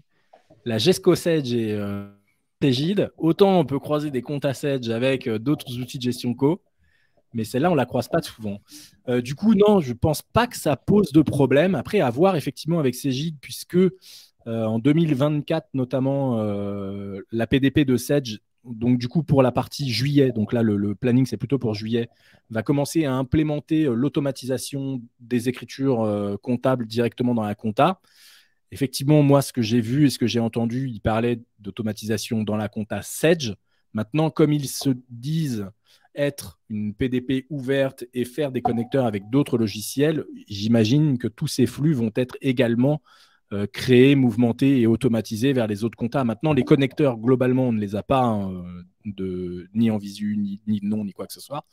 Je pense que Cegid en fera partie, bien sûr. Maintenant, je ne sais pas comment Cegid se positionne sur la PDP. Je pense qu'ils doivent se positionner comme Sage. Mais globalement, comme ça, je dirais que d'avoir la gestion commerciale Sage et Quadra Cegid pour la compta, ça ne va pas vous changer votre vie. En tout cas, on va pouvoir continuer tout ça. Pour l'envoi de facture, il n'y aura pas de souci. La réception, par contre, la réception à voir avec Cegid. Merci Sylvain. Ensuite, donc c'est quoi ACS? On a fait. Est-ce que les auto-entrepreneurs sont concernés par la nouvelle réglementation? Eh bien, bonne question. En tout cas, c'est toutes les entreprises soumises à la TVA. Les auto-entreprises, je crois qu'il y a plusieurs statuts, il me semble. Si c'est du B2B soumis à TVA, ça sera dedans. Voilà. Merci pour la précision. Quid, Christine, quid des factures qui sont générées depuis la GESCO? Du coup, aucun problème là-dessus. Les factures, alors là, on a la stack parfaite, hein, gestion commerciale Sage, comptabilité Sage. Pourquoi pas rajouter un ACS derrière, mais globalement, on parle juste là de la facture générée depuis la GESCO. Du coup, là, il n'y aura aucun problème. Et aujourd'hui, je n'ai pas de difficulté à dire que ces factures-là seront évidemment compliantes pour la facture électronique quand vous serez soumis à l'envoyer depuis le PDP et même avant, comme je le disais tout à l'heure. Je pense qu'on ne sera pas obligé d'attendre le dernier moment pour être compliant, quoi. Ça marche. Toujours Christine, quand un client a un PDP, est-ce qu'on est obligé de l'utiliser? Non, on utilise le sien. C'est le PDP qui envoie au PPF et lui-même va renvoyer au PDP du client. Et voilà. Ouais. Donc c'est le logiciel va dans le PDP, va à l'État, l'État renvoie au PDP du client et qui renvoie au logiciel. Exactement, parce qu'en fait, ce qui se passe dans Sedge, on n'a pas bien vu aussi les outils, enfin les pages d'administration, mais globalement, on va administrer le sens de direction en disant que depuis Majesco, j'utilise le PDP Sedge qui lui-même envoie la PPF. La PPF, on n'a pas le choix, il n'y en aura qu'un seul. Comme à mon avis, le copain en face va faire la même chose, le PPF va savoir que lui, il a paramétré ça aussi dans son outil, ça va renvoyer à la PDP un tel, celle de Sedge, pourquoi pas, imaginons qu'il ait pris Sedge, ou bien la sienne parce que son logiciel le permet, et ensuite, ça va renvoyer à son OD, donc son logiciel directement. Merci pour la précision. Pour les validations de questions de Damien. Pour les validations de factures, les valideurs devront-ils avoir une licence utilisateur Sedge? Non, sur ACS, ce n'est pas un prix à l'utilisation. On peut avoir une entreprise avec 300 personnes dedans et mettre tout le monde dedans. D'ailleurs, c'est ce que moi, souvent, je préconise avec ACS parce que ça permet enfin à des utilisateurs de pouvoir avoir accès aux factures, de savoir si elles sont payées, pas payées, et ainsi de suite. Et tout en n'allant jamais dans la comptabilité Sedge, parce qu'on sait très bien que la compta Sedge, quand on n'est pas comptable, globalement, bon. Et du coup, sur Sedge Network, il y aura une notion de validation également ou pas? Parce qu'on a vu facture rejetée, des choses comme ça, où on pourrait... sans ACS, là, peut-être que Damien parlait sans ACS. Mais attention, ça ne sera pas un workflow de validation. Oui. Ça sera vraiment validation. Alors, le refus de validation, d'ailleurs, c'est quelque chose que j'ai posé la question, on ne m'a pas répondu d'ailleurs chez Sedge, parce que je trouve ça très simple, le refus. Aujourd'hui, on reçoit une facture fournisseur, on n'a pas d'autre choix que de la recevoir. Demain, je ne me vois pas recevoir une facture d'un fournisseur et de dire non, j'en veux pas, quoi. Ça me paraît vraiment d'un autre monde de pouvoir faire ça. Donc, j'ai hâte de voir comment va fonctionner un peu ce refus de la facture. Mais en tout cas, voilà, sur le portail, effectivement, on pourra s'y connecter. Il n'y aura pas nécessairement besoin d'avoir accès et d'avoir un utilisateur, même si encore aujourd'hui, on n'a pas trop de détails sur cette plateforme-là. Maintenant, pour reparler d'ACS, si on a besoin de mettre du workflow de validation dans ACS, le coût n'est pas à l'utilisateur. Qu'on en ait 2, qu'on en ait 300, le prix de l'outil sera le même. Merci, Sylvain. Question de Souad. Y a-t-il des lenteurs de traitement sur ces outils de cloud, sur SQL Azure notamment? On peut penser à Sedge Online. Ouais, Sedge Online ou SPC peut-être. Honnêtement, aucune idée. Ouais, aucune idée. Faudra voir quand ce sera déployé. Ouais, on fera une petite vidéo là-dessus. On posera la question. Voilà. Bon. On a un avis partagé sur le cloud public Sedge. Ouais, on n'en parlera pas ce matin. Pour info, on va tester bientôt la facture électronique chez BLC. Du coup, on va prendre un petit peu d'avance sur nos clients. Et on pourra notamment le tester sur les outils SQL Azure et donc se rendre compte de savoir si c'est plus rapide, plus lent ou equal au niveau du traitement. Mais globalement, je pense qu'il n'y aura pas de délai, il n'y aura pas de latence, quoi. Ça va être bien fait, j'imagine.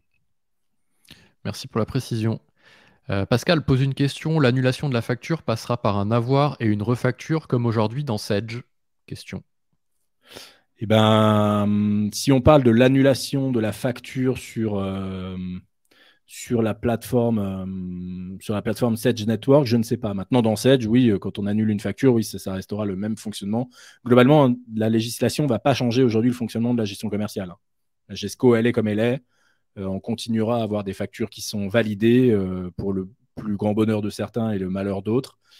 Voilà, une fois qu'une facture est envoyée à un client, on ne peut plus la modifier. Si jamais on a fait une erreur dessus, il faudra donc l'annuler, donc faire un avoir et la refacturer, voilà, comme on fait aujourd'hui. Ça ne va pas changer les traitements globalement des logiciels Sedge. C'est simplement la réglementation qui change. On n'envoie plus uniquement sa facture par mail, on l'enverra maintenant par des plateformes qui seront globalement reconnues par l'État, plus une plateforme d'ailleurs qui sera étatique. Mais voilà, c'est juste le flux finalement qui change. Après, les traitements dans la GESCO, on ne va pas venir vous voir pour changer les traitements, quoi. Les règles de gestion et tout ça, ça reste. Bien C'est sûr. le métier et chacun. Voilà. En effet, on n'enverra plus le terme envoyé. En fait, on validera une facture dans notre logiciel et paf, elle partira, quoi.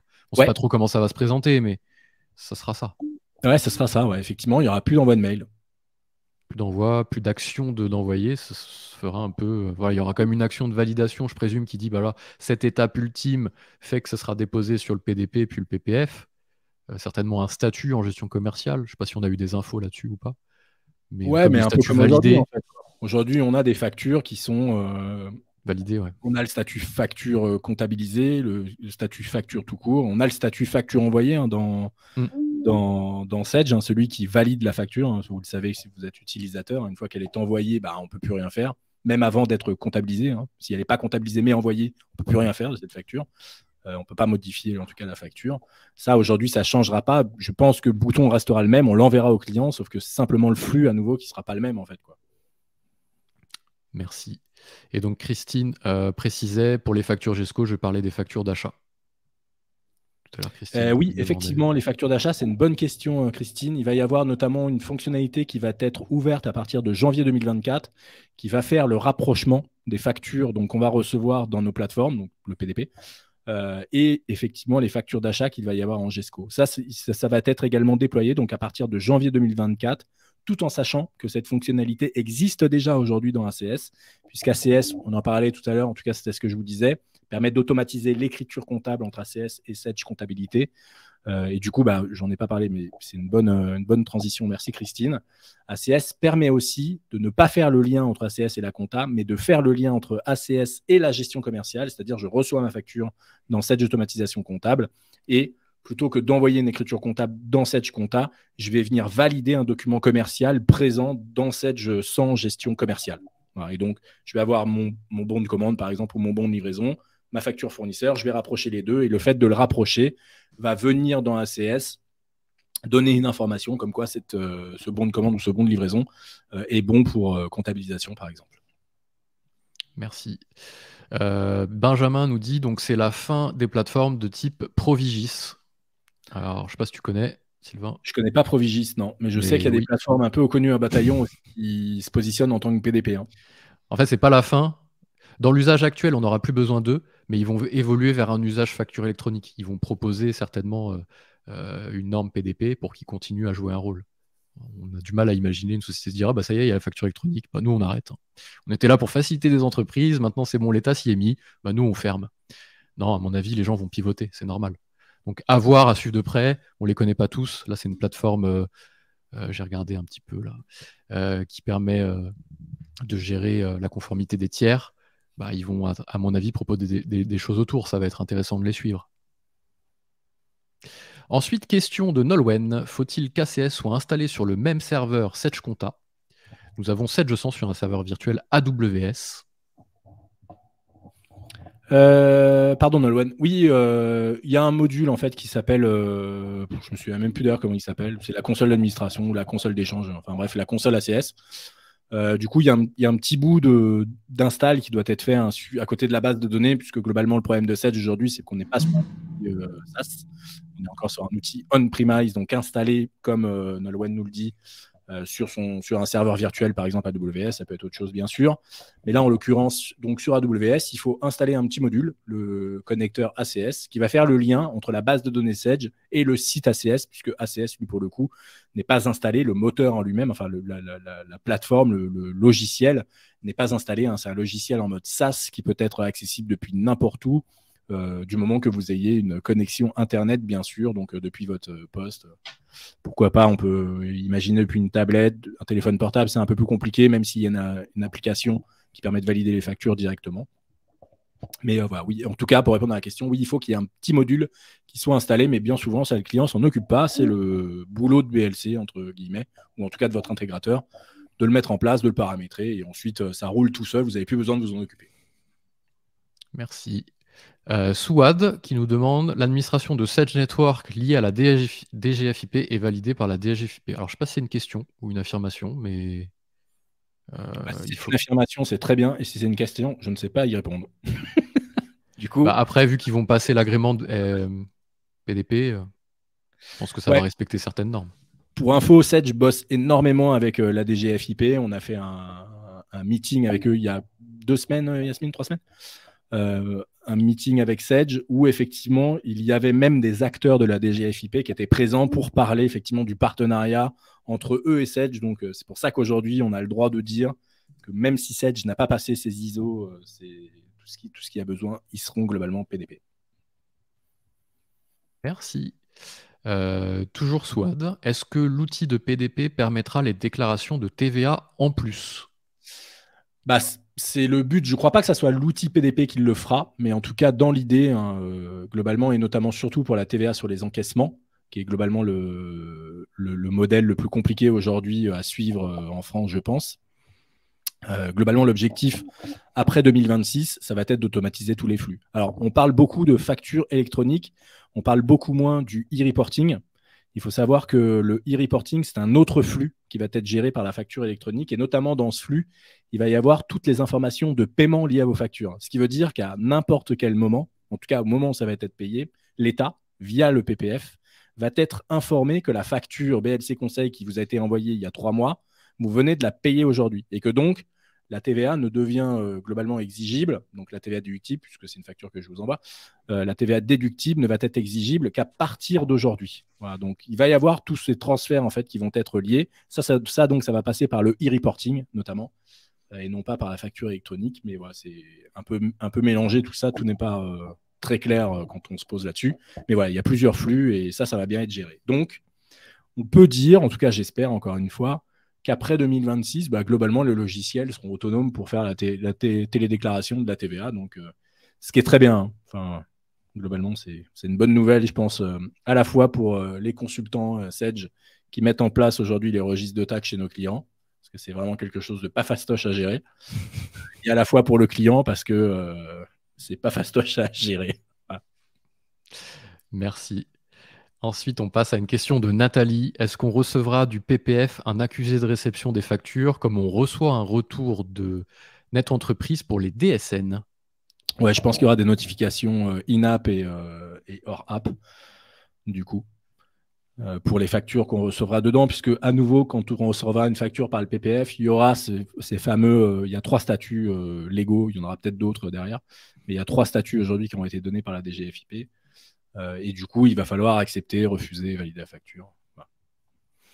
Merci. Alors, question de Swad encore, question qui peut paraître un peu bizarre, mais soyons fous, de toute façon, de base. Je n'ai pas entendu dire que ce serait une plateforme déclarative TVA. Alors là, par contre... Non, clairement, ce ne sera pas une plateforme déclarative, je pense. Hein. La plateforme déclarative de la TVA restera le joli site qui existe aujourd'hui, impôt.gouv.fr, sur lequel vous faites votre TVA certainement tous les mois, qui est vraiment magnifique. Coucou les gens qui développent la plateforme, du coup. Ils sont dans le chat, on peut les saluer. Ouais, on peut les saluer, franchement, pour un beau travail de design. Enfin, n'hésitez pas si vous cherchez. Mais on a dit l'autre jour, ce qui est efficace n'est pas forcément beau. C'est vrai. Coin, là, du coup, c'est très efficace. Amazon, etc. Là, du coup, c'est très, très efficace. Même s'il y a eu un peu d'amélioration, quand même, il faut le dire. Mais non, mais effectivement, ça ne sera pas une plateforme déclarative. Hein. Le PDP, ça sera une plateforme d'échange. Merci. Et dernière question pour le moment. Bernard qui nous demande, est-ce que Sedge propose ou proposera des hébergements pour la compta V10 et ACS? Oui, il le propose déjà. Il y a un service chez Sedge qui s'appelle SPC, Sedge Partner Cloud, maintenant qui se résume globalement à n'importe quel autre hébergement que n'importe qui pourrait vous proposer ailleurs, simplement, pas forcément sur les mêmes plateformes. Donc effectivement, quelque chose est proposé directement par Sedge, mais bien sûr, plein de choses sont proposées directement par votre intégrateur, par les revendeurs, et par des fois par le client même. Hein. Des fois, le client héberge lui-même ses données. Hein. Ça arrive même d'ailleurs plus régulièrement qu'on ne pense. Mais voilà, par exemple, chez BLC, nous, on utilise l'hébergement chez OVH. Voilà.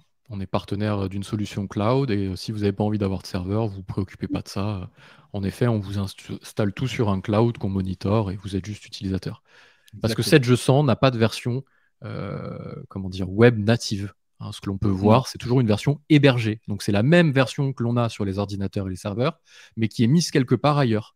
Que ce soit Sedge sans cloud hébergé, anciennement Sedge Online, ou Sedge SPC, ou Sedge sur votre serveur au garage avec un ventilo.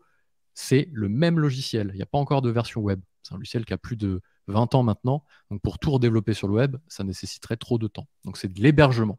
Et donc, nous, en effet, on propose une solution avec un partenariat OVH.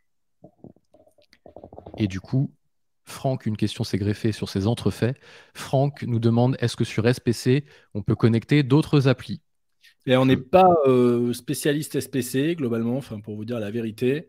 Maintenant, effectivement, je crois qu'il y a eu des sujets que ce n'était pas possible sur SPC. Il me semble que Sedge a réagi là-dessus et je crois savoir qu'aujourd'hui, ça l'est via un service qui porte un nom dont j'ai oublié, mais un nom de ouf. Enfin, vraiment, le nom est affreux, mais voilà. C'est possible. C'est pas simple, mais c'est possible. Il y a quelque chose qui existe, effectivement. Versus Sedge sans cloud hébergé. Alors, il faut s'y retrouver avec tous ces termes. Hein. Je mettrai un lien vers un article que l'on a fait. Sedge sans cloud, qui est un logiciel cloud, qui n'est pas un logiciel cloud, mais qui est connecté. Bref, c'est un peu le bazar. Mais en fait, il y a trois choses qui n'existent plus d'ailleurs. Ouais. Il y a trois choses. Il y a Sedge 100, qu'on connaît, que à mon avis, la majorité d'entre nous possède, qui est installé sur un serveur ou hébergé ailleurs. Il y a Sedge 100 Cloud hébergé, qui s'appelait avant Sedge Online, où là, par contre, on ne peut pas du tout dialoguer avec l'extérieur. Et maintenant, il y a Sedge 100 qu'on va mettre sur Sedge SPC, voilà, qui n'est pas un cloud public, un cloud hybride mutualisé. Et là, c'est ouvert, mais avec des complexités. Donc, la version simple, en gros, pour résumer, c'est de prendre chez BLC, là, c'est le petit hashtag ad du matin, oui. Le serveur plus le logiciel, et voilà, nous, on s'occupe de tout, tu s'occupes de rien. Lise qui nous demande, on parle des factures et tout à l'heure, vous parliez rapprochement. Très très bonne question d'ailleurs. BL, bon de livraison facture, pour régler une facture fournisseur, les BL clients seront aussi visibles sur la plateforme. Je ne sais pas, Lise, pour les BL clients. Maintenant, pour les BL factures, j'ai pareil, j'ai une brique de réponse, mais on fera effectivement une vidéo là-dessus. C'est une question qui est hyper intéressante. Ce que je sais de la facture électronique et globalement des patchs correctifs qui seront amenés par Sedge, le patch correctif de juillet 2024, ou en tout cas de 2024, pas celui de janvier, va intégrer cette partie effectivement communication avec les achats qu'il y aura dans la gestion commerciale. Maintenant, ce dont je parlais aussi tout à l'heure, c'était la possibilité depuis ACS de faire un rapprochement entre votre facture d'achat et le BL, BC, peu importe qu'il va y avoir dans la gestion commerciale. Ça, aujourd'hui, c'est déjà natif, ça marche déjà depuis plusieurs années. On n'a pas de problème sur ce fonctionnement-là. Effectivement, sur la partie facture électronique, c'est plus compliqué, plus obscur, pour être très honnête avec vous. Voilà, on aura certainement beaucoup d'informations dans peu de temps. On fera des vidéos. Je pense que le très bon format de vidéo, Baptiste, ça sera de faire des vidéos sujet par sujet. Et du coup, voilà, que vous puissiez retrouver ça, vous verrez, il y a une plateforme unique qui a été faite, qui n'a pas été faite par nous d'ailleurs, mais qu'on utilise. On aurait bien voulu la faire d'ailleurs. Mais voilà, donc on va communiquer sur cette plateforme toujours. Donc voilà, l'idée, ça sera de vous y abonner pour bien sûr ne rater aucune information. Merci. Là, il y a pas mal de questions qui sont un peu toutes en lien avec le même sujet. Donc, on va essayer d'en récupérer pas mal d'un coup. Celle de Laurine, celle de Daldine. Et Christine, c'est un autre sujet. On parle de prix. On commence un peu à parler de prix de tout ça. Parce qu'en effet, il y a plusieurs étapes. Il y a la mise à jour V10, il va y avoir le patch, il va y avoir Sedge Network, il va y avoir des flux. Comment ça va se matérialiser tout ça en termes de coûts? Déjà, est-ce qu'on sait? Parce qu'on est un peu en avance de phase. Et si on sait, comment ça va se passer tout ça? Eh bien, on sait un peu, mais pas trop. On sait que la V10, globalement, sera gratos. D'accord ? C'est une mise à jour de Sedge 100 pour lequel vous payez déjà aujourd'hui un contrat auprès de votre intégrateur ou bien directement d'ailleurs auprès de Sedge. Du coup, la V10, elle, c'est une mise à jour qui est gratos. Maintenant, sauf si on est en i7. Je suis désolé, je te coupe en plein milieu, mais la question de Daldine, c'était je suis en i7. Donc là, en effet, c'est pas nouveau. La i7, pour passer en Sedge 100 Cloud, on l'appelle comment, Sedge 100C, eh bien, c'est payant. Enfin, c'est payant. Oui, là, par contre, c'est pas de bol. Il faut réinstaller souvent, parce qu'en fonction de la base de données, propriétaire SQL, etc. Donc, il y a à la fois un petit coût logiciel pour changer, et à la fois un petit coup de prestation pour migrer aussi, et vérifier que tout se passe bien derrière pour répondre à Daldine. Mais sinon, pour la majorité, quand même, on est déjà tous sur Sedge 100C, V7, V8, V9, voilà. Et donc, la V10 est gratuite. Après, il faudra l'installer, c'est autre chose. Il y aura de la prestation, Sylvain va en parler, je pense. Ouais, donc du coup, le logiciel, effectivement, alors hormis i7, j'ai le cas avec un client en ce moment. La i7 a été arrêtée. Enfin, voilà, donc c'est un logiciel qui, globalement, n'est plus un logiciel commercialisé chez Sedge. Donc, censé, même si on est d'accord que c'est globalement la même version avec un peu de cosmétique en plus, c'est quand même un autre logiciel chez Sedge, donc il faut payer un nouveau contrat d'abonnement. Donc là, pour le cas d'Aline, ça ne sera pas gratuit. Maintenant, la mise en place non plus. Comme disait Baptiste, il faut un peu de prestation là-dessus. La prestation, c'est difficile à quantifier. Je ne peux pas vous dire aujourd'hui, vous serez tous à 2 jours de migration globalement pour mettre en place la V10. C'est beaucoup plus compliqué que ça. Il faut prendre en compte effectivement l'infrastructure, les développements en cours, enfin bref, voilà, tout ce qui fait partie de notre métier. Mais on saura cas par cas vous répondre sur le temps de mise à jour. Ensuite, ce qui va être payant, ça par contre, on en est sûr, c'est l'outil de mise en conformité, qui a un nom, je crois, assez cool d'ailleurs, mais dont je ne me souviens pas non plus. Mais l'outil de mise en conformité, lui, sera payant. Alors, les prix seront différents si vous utilisez la version essentielle, standard ou premium de Sedge. Il y a 3 versions chez Sedge, essentielle, standard, premium. Du coup, ça oscillera entre, je crois, 300 € et 800 € si je ne dis pas de bêtises. Il me semblait que la grille tarifaire n'était pas encore tout à fait définitive la dernière fois que je l'ai vue. Voilà. Il n'y a rien d'officiel qui est sorti en tout cas pour le moment. Non, il n'y a rien d'officiel sur cette tarification qui est sortie, mais bon, ça devrait tourner dans ces ordres de prix-là. Voilà. Et ensuite, par contre, pour Sedge Network, c'est là où c'est un peu le blackout pour nous.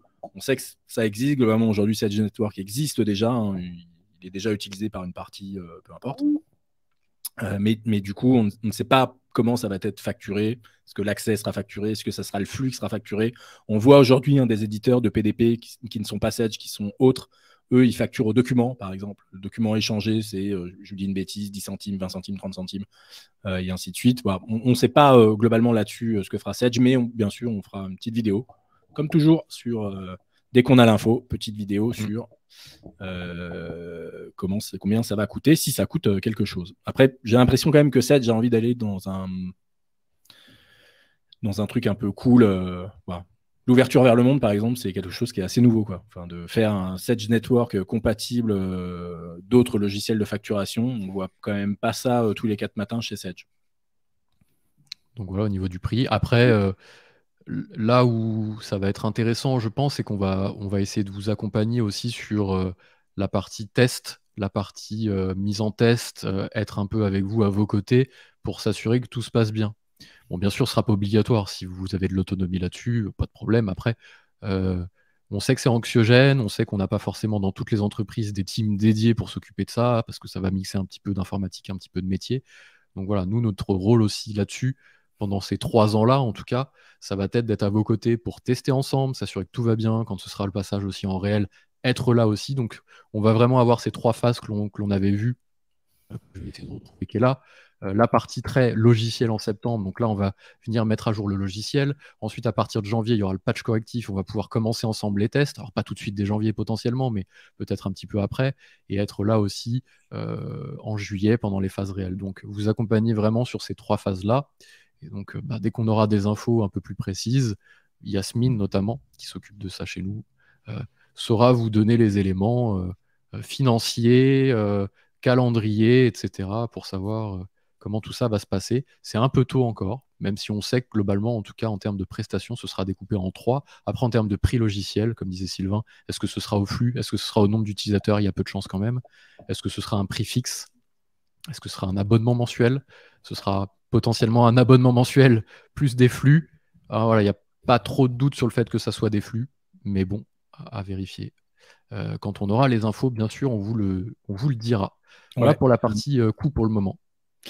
Ouais, il y a une question de Laurence, pour le coup, pour connaître l'infra de Laurence, ça sera pas payant, Laurence. Là, c'est 7G100, 702.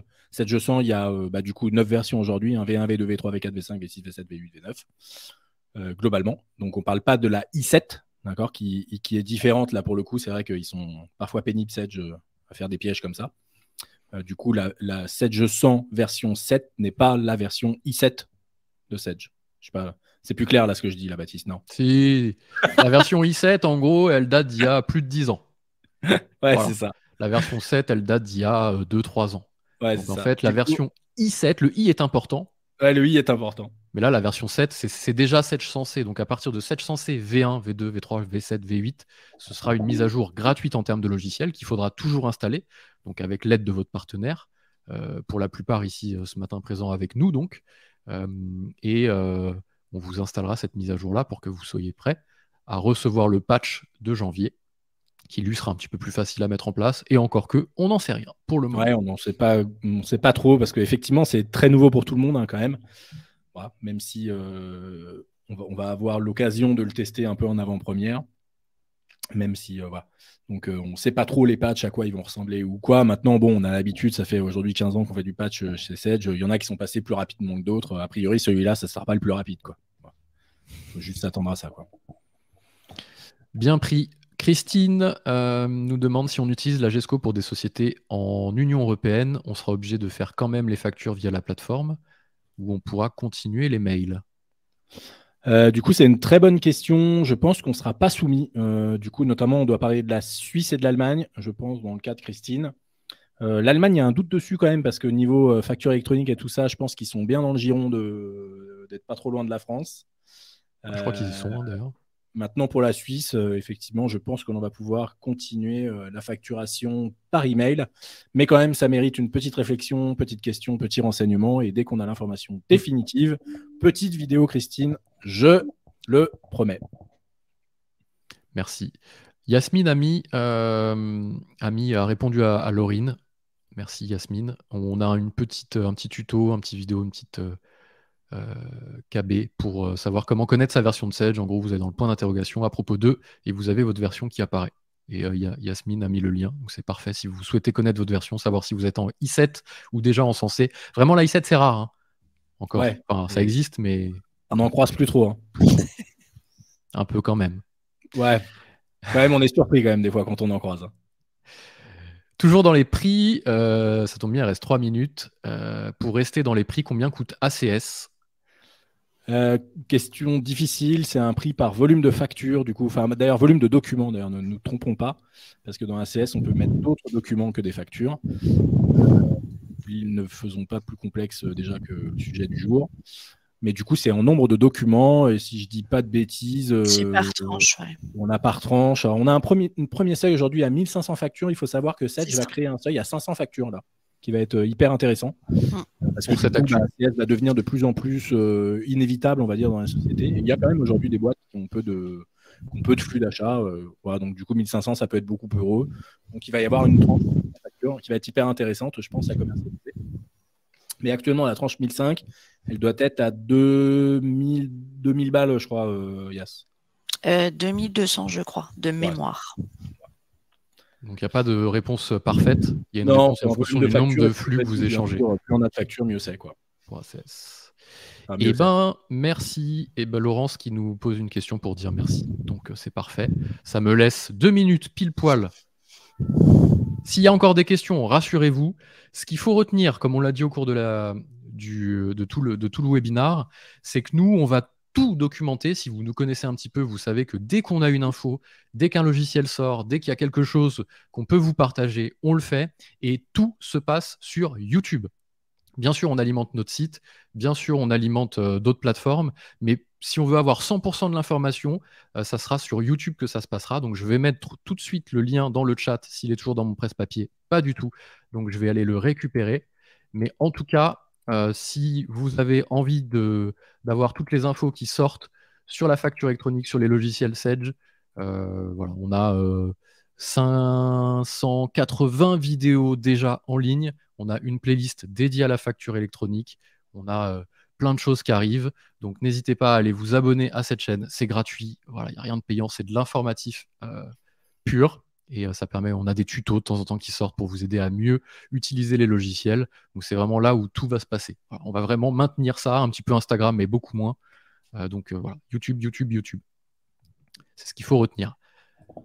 Qu'est-ce qu'on a d'autre à la fin? Est-ce qu'il reste une slide? Pas du tout. Merci. Vous remerciez d'avoir été là ce matin avec nous, d'avoir participé. On était une centaine. Donc, le sujet, ça valide le fait que le sujet est un peu dans toutes les actus pour tout le monde.